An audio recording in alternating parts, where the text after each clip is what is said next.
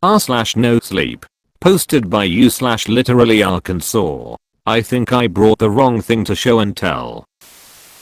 I don't remember where we got it. My parents had kept the photo album on the living room table for years. Nobody's touched it, but there it sits, festering dust with each week. I never gave it a second glance. It was always a part of my life, and by now I would gloss over it as I walked past. Just a simple decoration, like any other object. But as soon as Mr. Harley said we needed to present a "family artifact," I had no question in mind on what I'd choose.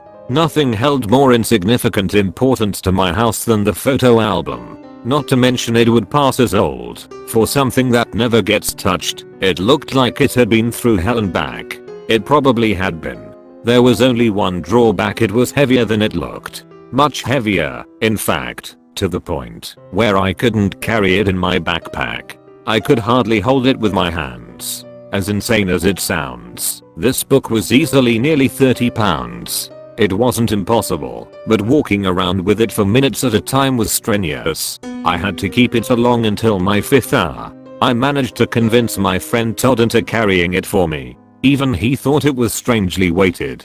Sitting in the courtyard at lunch, he turned and asked me, "What's in there, anyway?" "Wedding photos? My parents have a book of those, but it's not nearly as heavy, or as strange." "Not a clue," I admitted. "When I crack this bad boy open, it'll be equally as surprising for me as everyone else." The logic here wasn't the most sound, but I figured back, "What's possibly in there?" No writing on the cover, not a hint of the contents. But, it came from my living room. And of course, hitting every cliche in the books, I thought, how bad could it be? You can imagine my surprise. It was Todd's idea to give it a check before I brought it in, to make sure it wasn't empty or full of images that weren't school appropriate. I argued it couldn't be empty if it meant so much to my parents, and my parents knew better than to leave their porn scrapbook on the table, but he had a point. Besides, bullshitting presentations was never my strong suit. On the outer edge of the green, just past the patio which bustled with students on their lunch break, Todd and I kneeled in the grass. The book sat flat in front of us. "It has that smell," Todd remarked. "Old people scent." Simply, I nodded. Personally, I thought it was muskia. I locked eyes with Todd, tentatively opened the front cover. I half expected something to jump out at me. At the very least, something incriminating.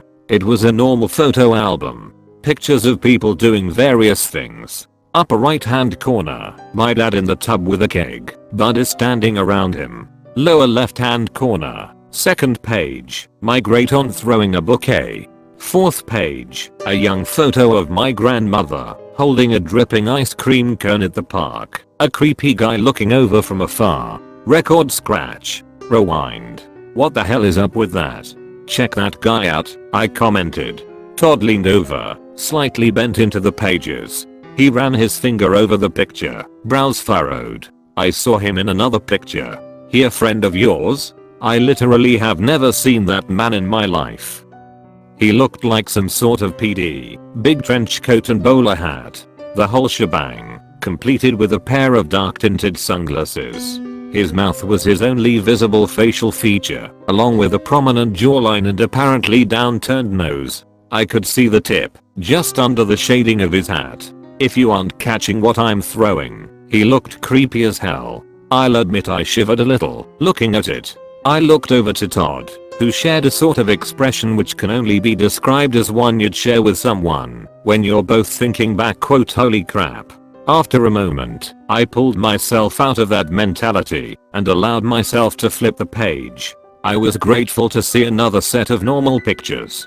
Top left, my cousin sitting with Santa Claus at the mall.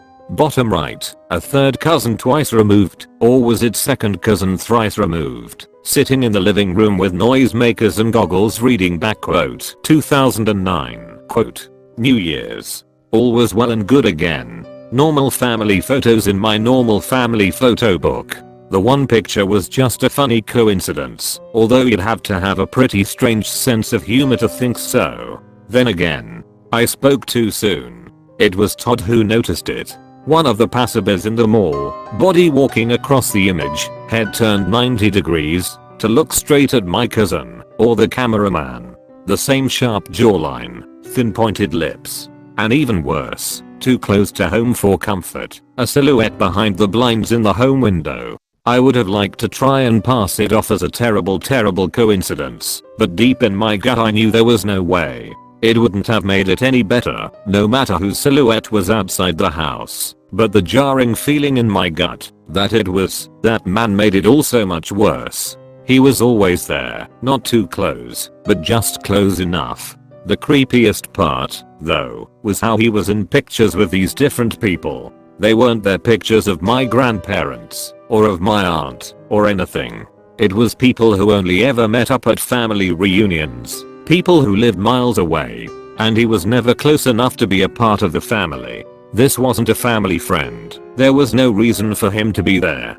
The deeper I thought into it, the more unsettled I became. He'd been in the ice cream photo, and Todd had said he noticed him another time too.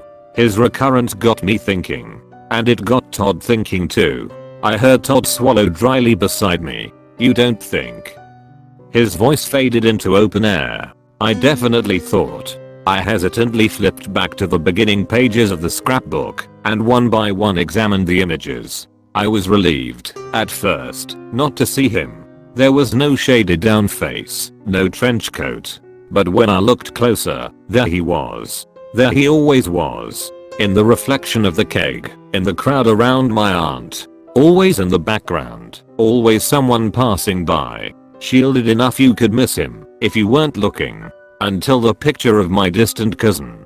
Todd and I continued flipping the pages, hearts feeling heavier than the book itself as we played our messed up game of "Where's Waldo?" The further we got through, the more it appeared he was getting closer and closer to the camera, slipping further and further out of the background, and slowly into the foreground. I watched in anticipation, letting Todd take the lead in turning the pages. I didn't tell him to stop. I could tell neither of us would be able to. 2 pages left in the book. Todd flipped the page. My breath seemed to leave my nose in slow motion. My heart rate slowed to a mellow beat. The next 2 pages were pictures of us.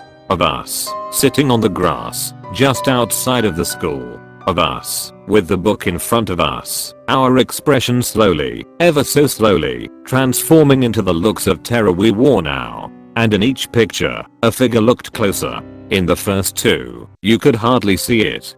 The next, barely a silhouette, creeping closer and closer and closer, until the last page. As if being pulled by an unseen force, Todd and I glanced at each other, our eyes tense. Neither of us breathed. Excruciatingly slowly, he turned the page. I begged myself to look away, but I couldn't tear my eyes off the page. There, in the final 2 pictures, he stood right behind us. So close, he could reach out and touch us. It almost felt like there was someone breathing down my neck. Almost. Against my will, any sense of better judgment, I gulped and slowly turned myself around. I nailed my eyes shut, too afraid to face whatever was waiting for me. I knew I was being paranoid, but I couldn't help it. My heart pounded in my ears, and I could hear my blood rushing. I counted down now, racking up the bravery to face whatever came next. "There's nobody behind you," I told myself. "It's just a funny prank. Silly little coincidence." 3. Deep breath in. Nothing to worry about. Todd's right here with me. 2. I knew well enough to know I was lying to myself. 1. As my eyes finally opened, just barely grasping the sight in front of me, I heard only 2 words. "Say cheese."